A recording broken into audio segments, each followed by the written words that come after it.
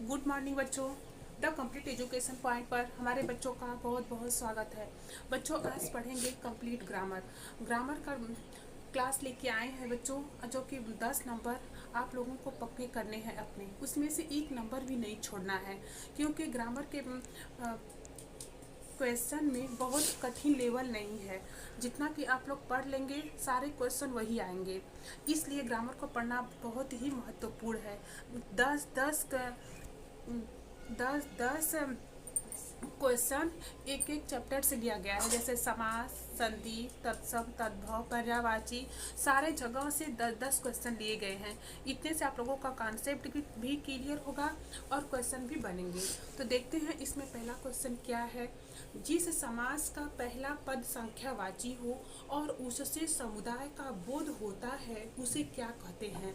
तो कौन सा ऐसा समास है बच्चों जो संख्यावाची है? तो क्या द्वंद्व समास, कर्मधारय समास, द्विगु समास, बहुव्रीहि समास। तो पहला पद संख्यावाची हो वह कौन सा समास है? द्वंद्व समास। अरे नहीं सॉरी बच्चों, द्विगु समास। क्या होगा? द्विगु समास। ऑप्शन सी सही होगा, द्विगु समास। बहुव्रीहि समास क्या होता है? जिसमें तीसरा पद प्रधान होता है। आगे देखते हैं, त्रिवेणी में कौन सा समास है? त्रिवेणी में कौन सा समास है? तो क्या इसमें द्वंद्व समास है, द्विगु समास है, बहुव्रीहि समास है, तत्पुरुष समास है?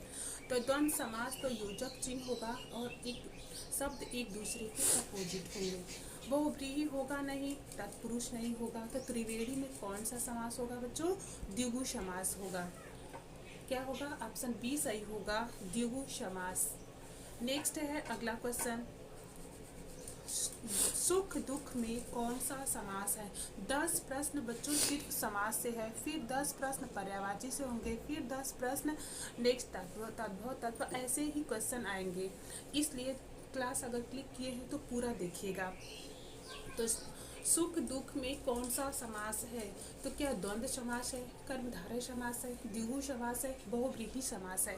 तो सुख दुख में कौन सा समास है बच्चों? द्वंद्व समास, जिसमें योजक चिन्ह आ जाए और जो शब्द हो एक दूसरे के अपोजिट हो। तो क्या होगा? द्वंद्व समास। नेक्स्ट है, पंचवटी में कौन सा समास है? तो क्या द्वंद्व समास है, द्विगु समास है, तत्पुरुष समास है, अव्ययीभाव समास है? तो पंचवटी में कौन सा समास है बच्चों? द्विगु समास है। ऑप्शन बी सही होगा, द्विगु समास है। उम्मीद करते हैं बच्चों कि इतने सारे क्वेश्चन लगाने के बाद समास में आप लोगों को कोई कंफ्यूजन नहीं होगा। आप लोग देखते ही पेपर में अपना सारा क्वेश्चन सही करेंगे। नेक्स्ट है, तिरंगा में कौन सा समास है? तिरंगा में कौन सा समास है? तो क्या द्विगु समास है, द्वंद्व समास है, कर्मधारय समास है, बहुव्रीहि समास है? तो तिरंगा में भी क्या होगा? द्विगु समास होगा, जिसमें पहला पद संख्यावाची वो क्या होता है? याद रखिएगा, द्विगु समास। अब तो आप लोगों को रट गया होगा। नेक्स्ट, राम कृष्ण में कौन सा समास है? तो राम कृष्ण में कौन सा समास है? तो क्या द्विगु समास है, द्वंद्व समास है, तत्पुरुष समास है, कर्मधारय समास है? तो राम कृष्ण में कौन सा समास है बच्चों? द्वंद्व समास है। ऑप्शन बी सही होगा, द्वंद्व समास। नेक्स्ट है, नील गाय में कौन सा समास है? तो नील गाय में कौन सा समास है बच्चों? तो क्या द्वंद्व समास है, बहुव्रीहि समास है, कर्मधारय समास है, द्विगु समास है? तो नील गाय में कौन सा समास है? कर्मधारय समास है। जहाँ विशेष में विशेषता बताई जाए वहाँ क्या होता है? कर्मधारय समास होता है। तो नील गाय अर्थात गाय क्या हो? नीली हो। तो नीली हो गाय, तो इसमें क्या हो रहा है? गाय कैसी है? नीली है, उसकी विशेषता बताई जा रही है बच्चों। तो क्या होगा? कर्मधारय समास होगा। नेक्स्ट है, नीलकंठ में कौन सा समास है? तो नीलकंठ में कौन सा समास है? कर्मधारय समास, बहुव्रीहि समास, द्वंद्व समास, तत्पुरुष समास। तो नीलकंठ में कौन सा समास है बच्चों? बहुव्रीहि समास। नीला हो कंठ जिसका, अर्थात शंकर जी, तो जो जहाँ तीसरा पद प्रधान हो वहाँ क्या होता है? बहुव्रीहि समास होता है। नेक्स्ट है, नीलांबर में कौन सा समास है? नीलांबर में कौन सा समास है? तो क्या था? कर्मधारय समास है, द्वंद्व समास है, बहुव्रीहि समास है, द्विगु समास है। तो क्या है? कर्मधारय में नीलांबर में बच्चों यह कर्मधारय समास है। नीलांबर में क्या होगा? कर्मधारय समास है। यहाँ विशेषता बताई जा रही है किसकी? अंबर की। नीला हो अंबर। नीलकंठ में कौन सा समास है? नील कमल में कौन सा समास है बच्चों? तो द्वंद्व समास, कर्मधारय समास, द्विगु समास, बहुव्रीहि समास। तो नील कमल में कौन सा समास है? इसमें भी क्या होगा? कर्मधारय समास होगा। ऑप्शन बी सही होगा, कर्मधारय समास। बच्चों आप लोगों से एक रिक्वेस्ट है कि क्लास देखते हैं चले जाते हैं, तो क्लास को ज़रूर लाइक करिएगा, लाइक करिए और क्लास को, चैनल को सब्सक्राइब करिए, क्योंकि जो भी क्लासेस आप लोगों के लिए लाई जाए आप लोगों तक तुरंत पहुँचे। अगर कोई हमारा नया बच्चा जुड़ रहा है तो क्लास को सब्सक्राइब करें, क्योंकि जो भी क्लासेस लाई जाएंगी आप लोगों तक तुरंत पहुँचेंगी। जो भी मेहनत की जाती है बच्चों आप लोगों के लिए की जाती है। फ्री ऑफ कास्ट जो भी दिया जाता है आप लोगों को दिया जाता है, लेकिन आप लोग क्लास को देखते हैं चले जाते हैं, एक लाइक भी नहीं करते। तो आप लोगों का दायित्व तो बनता है कि क्लास को एक लाइक तो कर दिया करिए। देखते हैं अगला क्वेश्चन। अमृत का पर्यायवाची शब्द क्या है? तो अमृत का पर्यायवाची शब्द क्या होगा बच्चों? क्या अमी होगा, विष होगा, जल होगा, शुद्धा होगा? तो अमृत का पर्यायवाची शब्द क्या है? अमी। क्या होगा बच्चों? अमी। विष नहीं होगा, जल नहीं होगा, शुद्धा नहीं होगा। आगे देखते हैं। दिनकर, दिवाकर, भास्कर किसके पर्यायवाची है? दिनकर, दिवाकर, भास्कर, ये सारे क्वेश्चन थोड़ा भी बहुत पढ़े होंगे बच्चों, तो आप लोगों को सारे बच्चों को आ रहा होगा। तो किसका है? सूर्य का। ऑप्शन इसमें क्या होगा? बी सही होगा। यह क्या है? सूर्य का पर्यायवाची शब्द है। आगे है गंगा का पर्यायवाची शब्द है।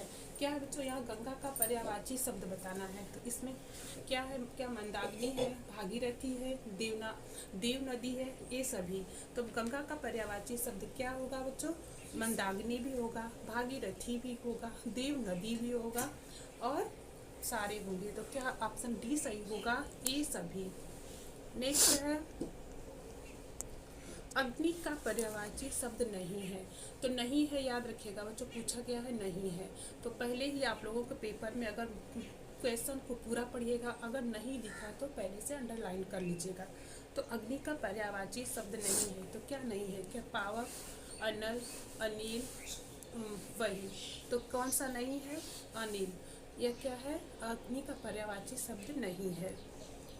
ऑप्शन सी सही होगा इसमें। आगे है मछली का पर्यायवाची शब्द क्या है?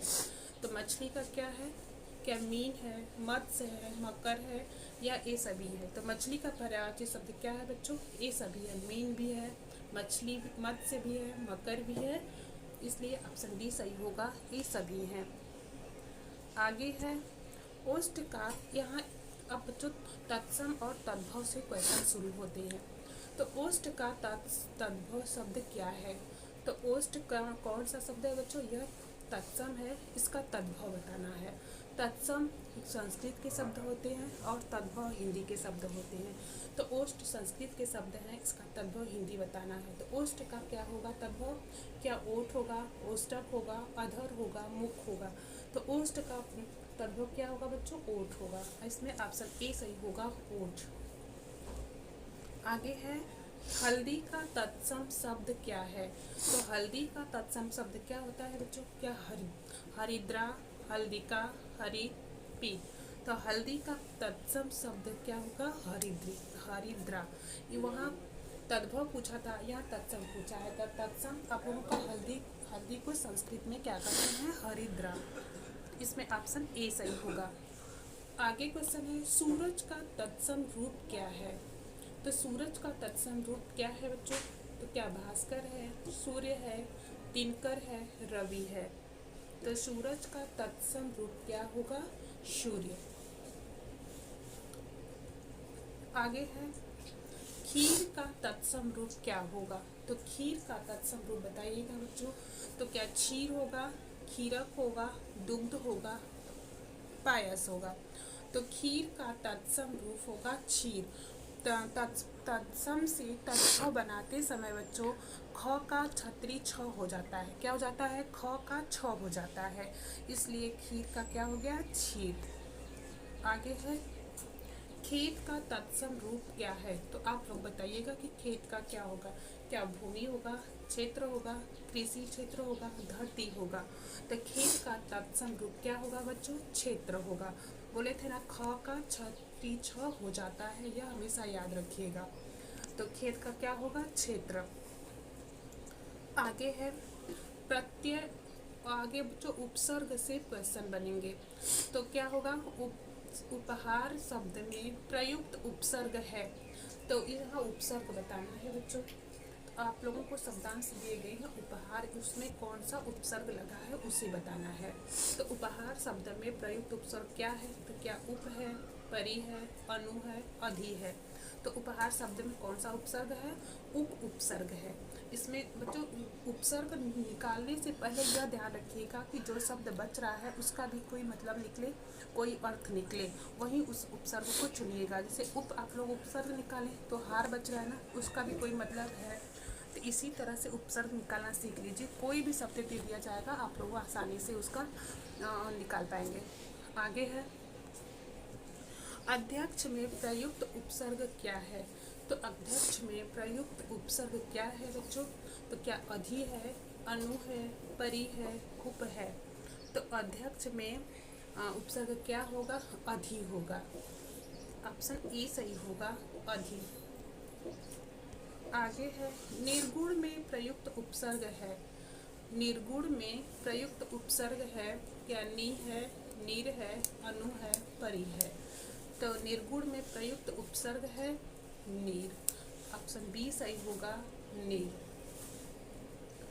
आगे है उप उपसर्ग से बना शब्द नहीं है। जो किसमें उप उपसर्ग नहीं लगा है बच्चों, यह बताना है। तो क्या उपदेश, उपनाम, उपमान, ऊपर? तो किसमें नहीं लगा है बच्चों? ऊपर। इसमें उप उपसर्ग नहीं लगा है, यहाँ नहीं बताना था। उपदेश में भी लगा है, उपनाम में भी लगा है, उपमान में भी लगा है। किसमें नहीं लगा है? ऊपर। ऑप्शन डी यही आप लोगों का सही होगा। नेक्स्ट है रस से क्वेश्चन बच्चों। रस सिद्धांत के आदि प्रवर्तक कौन है? तो रस सिद्धांत के आदि प्रवर्तक कौन है? तो क्या कालिदास है, भरत मुनि है, तुलसीदास है, सूरदास है? तो रस सिद्धांत के आदि प्रवर्तक कौन है बच्चों? भरत मुनि। याद रखिएगा कौन है? भरत मुनि। नेक्स्ट है करुण रस का स्थायी भाव क्या है? तो करुण रस का स्थायी भाव, इसमें जो रस भी पूछेगा कि ये कौन सा रस है, लेकिन उसका स्थायी भाव भी पूछता है। तो बताइएगा करुण रस का स्थायी भाव क्या है? तो क्या हास होगा, क्रोध होगा, शोक होगा, भय होगा? तो करुण रस का स्थायी भाव क्या होगा? शोक होगा। ऑप्शन सी सही होगा, शोक। छंद को पढ़ते समय आने वाले विराम को क्या कहते हैं? बच्चों जो आप लोग छंद पढ़ते हैं उसमें आने वाला जो विराम चिन्ह लगाते हैं, तो उस आने वाले विराम को क्या कहते हैं? क्या गति कहते हैं, मात्रा कहते हैं, यति कहते हैं, या तुक कहते हैं? तो छंद को पढ़ते समय आने वाले विराम को क्या कहेंगे बच्चों? यति कहेंगे। इसमें ऑप्शन सी सही होगा, यति। शाम को एक क्लास फिर आएगी बच्चों। ये तो सुबह पढ़ रहा है, लेकिन शाम को 6 बजे एक क्लास इम्पॉर्टेंट क्लास होगी बच्चों, जो कि आप लोगों के लिए प्रोवाइड कराएगी। 6 बजे नहीं, उसके पहले भी कर दी जाएगी, 3 या 4 बजे। तो उसको पढ़ना भी ना भूलें। दोहा का ठीक उल्टा छंद कौन सा है? तो दोहा का ठीक उल्टा कौन सा होता है बच्चों? तो छंद आप लोगों में 2 पढ़ने हैं, एक सोठा और एक रोला। तो यहाँ पूछा है दोहा का उल्टा कौन होता है? तो दोहा का उल्टा क्या होगा? क्या रोला होगा, सोठा होगा, चौपाई होगा, कुंडलिया होगा? तो दोहा का ठीक उल्टा छंद क्या होगा? सोठा होगा। ऑप्शन बी सही होगा, सोठा। मुख चंद्रमा सा सुंदर है, में कौन सा अलंकार है। एक क्वेश्चन अलंकार से आने हैं बच्चों आप लोगों के पेपर में।